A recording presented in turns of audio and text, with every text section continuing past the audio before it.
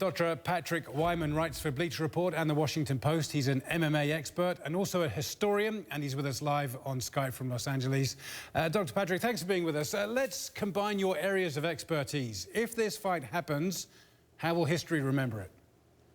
Well, I think it'll be remembered as an event of epic proportions, as something that transcends the boundaries of combat sports. Boxing and mixed martial arts are kind of by their nature niche sports. They attract a niche audience, but every once in a while they can step outside the boundaries of fandom that they've set for themselves, and they can reach into mainstream culture more generally.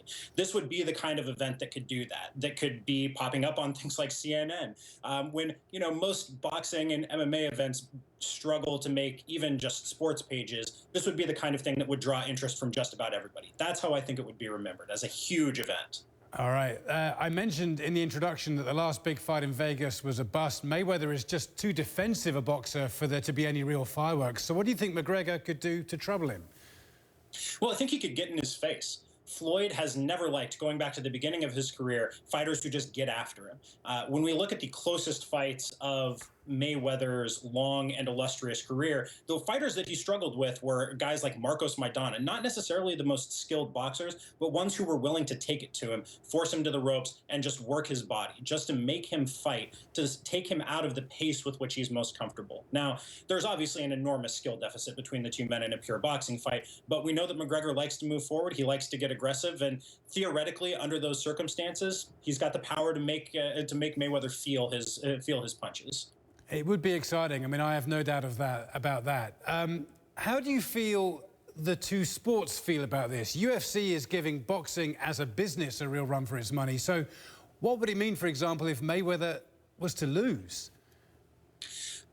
Well, it's hard to say. I mean, I think Mayweather is an interesting figure in the grand context of boxing history, simply because in combat sports in general, especially in boxing, even more so than in MMA, the young eat the old. Mayweather beat Oscar De La Hoya on his way up. Rocky Marciano beat Joe Louis. Larry Holmes beat Muhammad Ali.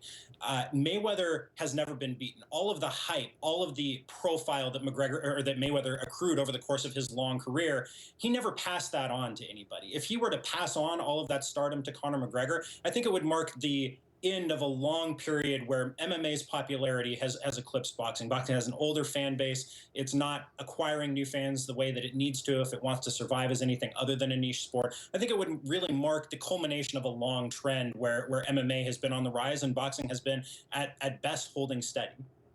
Of course, these two guys come from different worlds. They fight with different rules. What would the rules be here? Would it be a straight boxing fight or something more? I have to believe it would be a straight boxing match. Yeah, there's no way that Mayweather is going to step outside his comfort zone to fight under MMA rules. I think, with that said, McGregor would probably be best served to push that rule set as much as possible, especially get inside, make it as dirty as possible, make it something closer to an MMA fight than a boxing match, because under pure boxing rules, he doesn't really have a shot of beating him.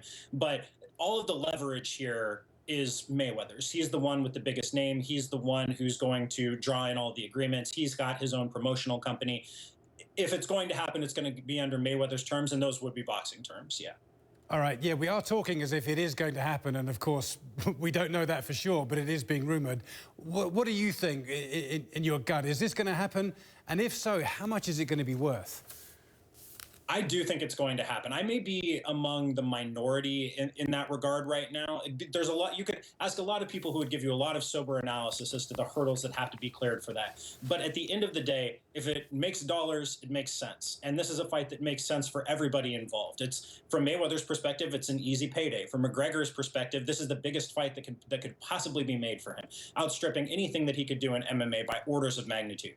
For the UFC, which was just purchased by WME IMG and has some serious revenue goals that it has to hit this year in order to get the full sale price, in order to meet its debt demands, then this is a thing that they're going to have to do as well if they want to meet those goals. Like, essentially, for no overhead on their part, they can collect a nice fee simply for sitting back on the sidelines and letting it happen, for agreeing for it to happen, with no risk on their part, no overhead, nothing like that. So I think from that perspective, it's a thing that makes sense for everybody. It needs to happen from the perspective of the incentives involved. I do think it's going to happen.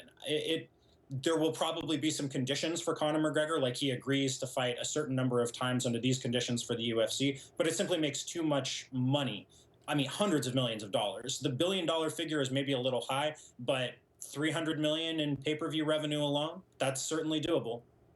That is quite something. All right, we will wait and see with interest. Dr. Patrick Wyman, thanks very much for some terrific insight. Cheers. Thank you for having me.